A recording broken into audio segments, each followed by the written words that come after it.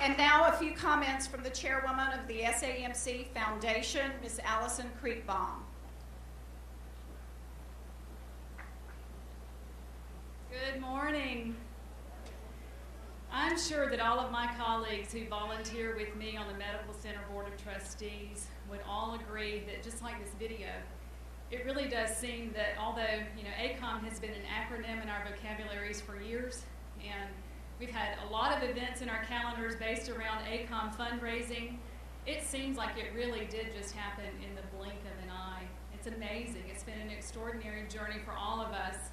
Now I see some of the members of the foundation are scattered all around. Would you all please stand? I'd like for you all to know who you're sitting next to.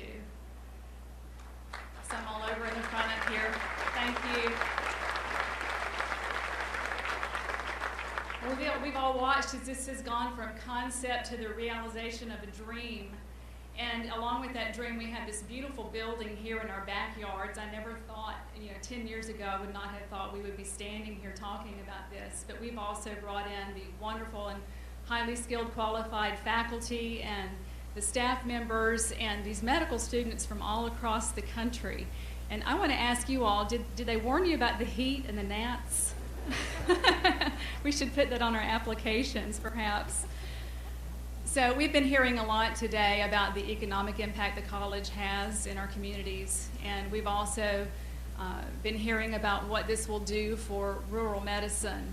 But one of the things we've not been hearing about is the philanthropic side of the support for ACOM. And it was Mother Teresa who said, and I quote, she said, "I can do things that you can't, and you can do things I can't. But together, we can do great things."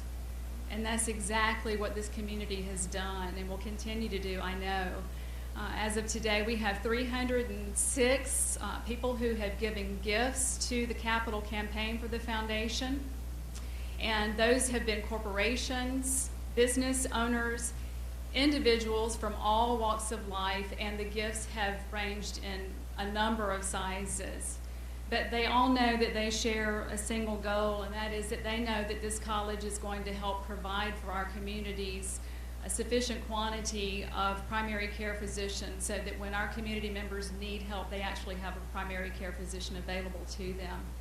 And another thing you all have done is you have worked hard to ensure that every possible method of learning is available to these students. So along with the members of the Board of Trustees, I offer to all of you our heartfelt thanks for all that you've done to support the community.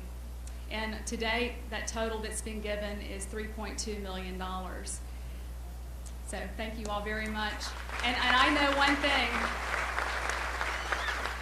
Actually, I know two things. Heat is here to stay. I do know that tomorrow, when the tents are packed up and the fans are all gone and we all continue business as usual, I know that this foundation and its members are going to continue to work very hard to continue on and press forward to reach our goal of $4.1 million for our capital campaign. So that means there's still room for you. You can join in the 306 who have already so generously given. And as I end my comments, we're here toward the end of the agenda, I want to leave you with a quote from Sir Winston Churchill.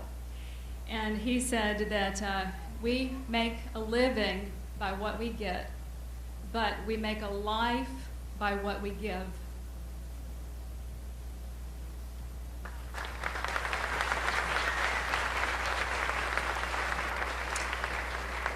At this time, I'd like to call on our invited members of the clergy to join us on stage for the official dedication and interfaith blessing of our building. Rabbi Lynn Goldsmith of Temple Emmanuel of Dothan will lead our blessing.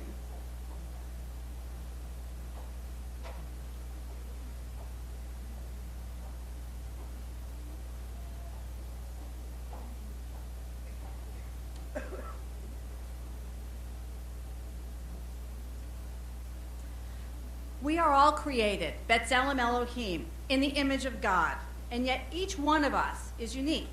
We recognize we have much in common, and we also differ in significant ways. The Alabama College of Osteopathic Medicine will be welcoming students and patients from many different cultures and faith traditions. And yet, what they all have in common is a desire for healing of body, mind, and soul.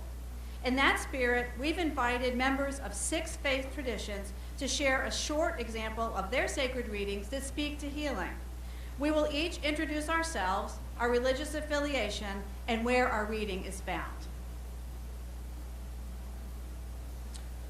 I'm Joseph Johnson, pastor at Evergreen Presbyterian Church here in Dothan. One day, according to the Gospel of Mark, a leper came to Jesus, begging him and kneeling before him, and said to him, "If you choose, you can make me clean."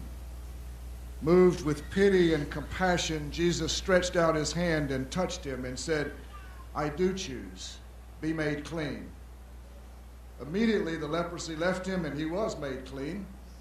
After sternly warning him, he sent him away at once, saying, "See that you say nothing to anyone, but go and show yourself to the priest and offer for your cleansing what Moses commanded as a testimony to them." But the leper went out and began to proclaim it freely and to spread the word, so that Jesus could no longer go into a town openly, but stayed out in the country. And people came to him from every quarter. God of all grace and mercy, move us with such compassion that we reach across cultural boundaries, economic boundaries, ethnic boundaries, religious boundaries, and all boundaries to offer the touch of healing to all who seek it.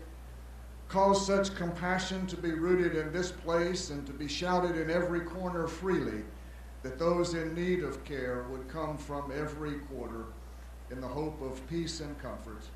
Amen.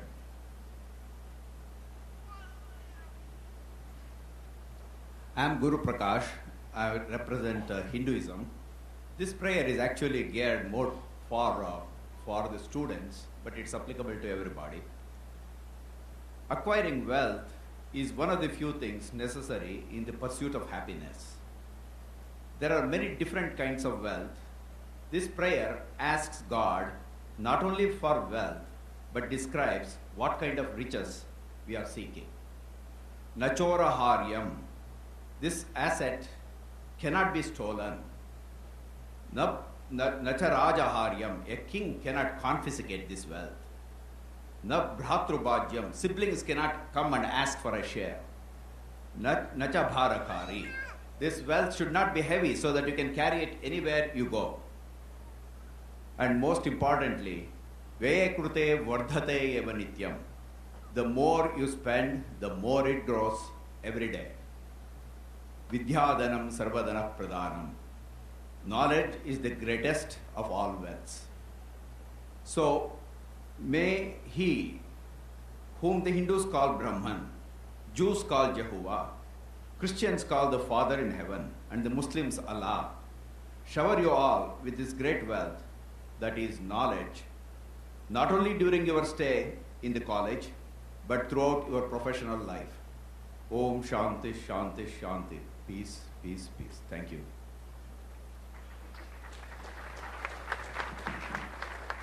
I'm Lynn Smiley Nesbitt, an associate pastor at Dothan First United Methodist Church. Hear a prayer from the United Methodist Book of Worship.